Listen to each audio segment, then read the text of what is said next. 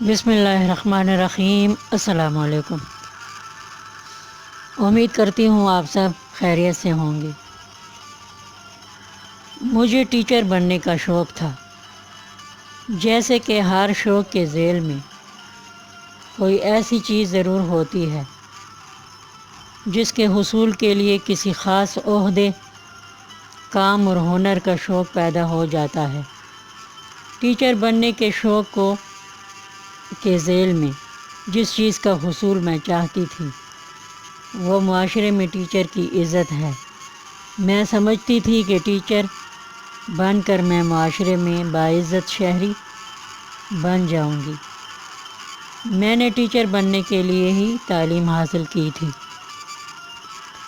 میرا تعلق جس گاؤں سے ہے وہاں پر لڑکیوں کی تعلیم کو ضروری نہیں سمجھا جاتا تھا، بلکہ جتنا میرا تجربہ ہے اس کے مطابق میں یہ کہہ سکتی ہوں کہ لڑکیوں کی تعلیم کو برا ہی سمجھا جاتا تھا، اور شاید ایسی لڑکیاں باغی ہی کہلائی جاتی تھیں جن کو تعلیم کا شوق ہوتا ہے۔ ایسے ماحول میں میں نے تعلیم حاصل کی۔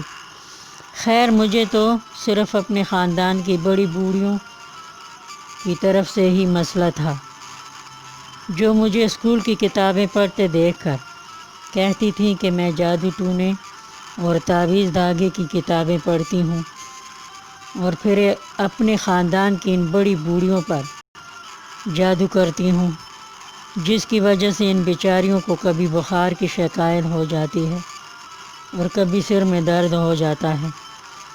حالانکہ اس معاملے میں مولویوں کی نظر میں خدا نخواستہ بے دین ہوں، کیونکہ بہت زیادہ کتابیں پڑھنے کی وجہ سے مولویوں جیسی حرکتیں، دم شف تعویذ دھاگے جادو پر مجھے بالکل بھی یقین نہیں تھا اور نہ اب ہے۔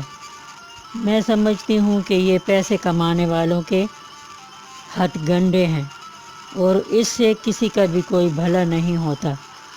البتہ شف کرنے والے بہت پیسہ بناتے ہیں، اور پیسہ دینے والوں بیچاروں کا ہر طرح سے نقصان ہی ہوتا ہے۔ پہلا نقصان یہ ہوتا ہے کہ وہ بیچارے دم کرانے کے لیے دور دراز جگہوں پر جاتے ہیں،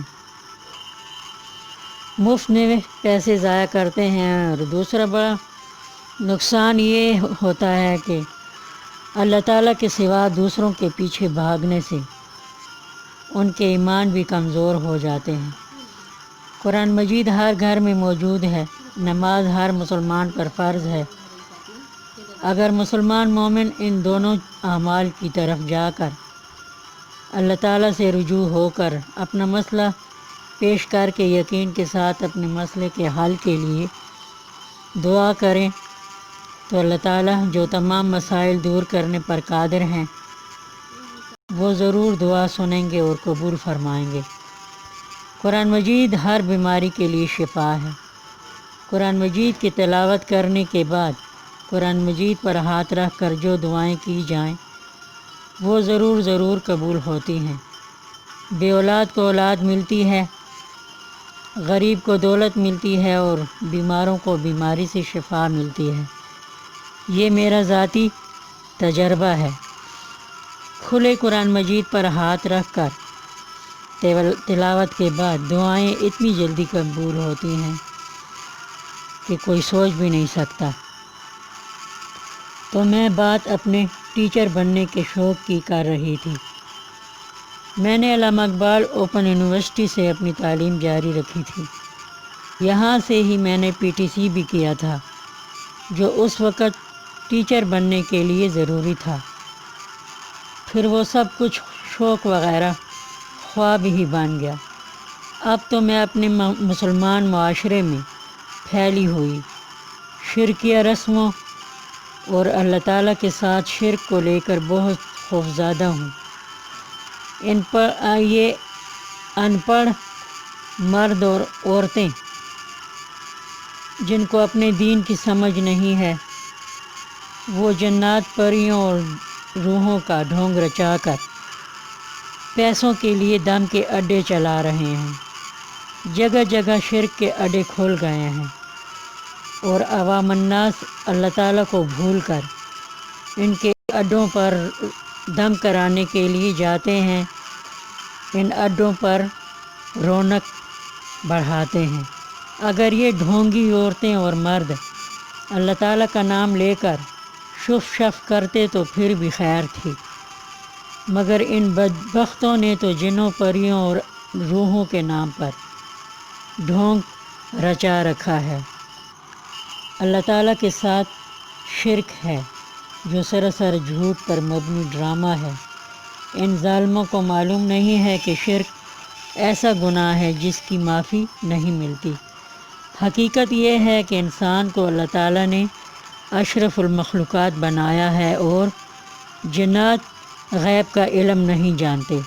اللہ تعالیٰ نے انسان اور جنات کو صرف عبادت کے لیے پیدا کیا ہے اور انسان کو جنات سے بہتر مخلوق بنایا ہے۔ قرآن مجید کو ترجمے کے ساتھ پڑھنے والوں کو یہ بات معلوم ہے کہ اللہ تعالیٰ نے فرشتوں اور جنوں کو انسان کی تعظیم کرنے کا حکم دیا تھا، اس کے باوجود انسان خود کو گرانے پر تلا ہوا ہے۔ زمانے کی ترقی دیکھ کر ایمان سے دور ہو رہے ہیں، اللہ تعالیٰ کو بھول رہے ہیں اور اپنے علم کو بھول رہے ہیں، حالانکہ علم رکھتے ہیں مگر انجان بن رہے ہیں۔ مگر سب لوگ ایسے نہیں ہیں۔